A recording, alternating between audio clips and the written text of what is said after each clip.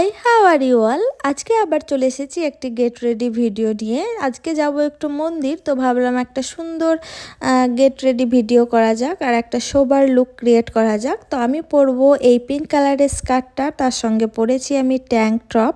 এই sleeveless tank টপটাও খুব সুন্দর লাগছে, বাট যেহেতু মন্দির যাব তো আমি ভাবলাম একটু সোবার লুক না হলে ভালো যায় না, তাই হোয়াইট কালারের শ্রাগটা পরে নিয়েছিলাম।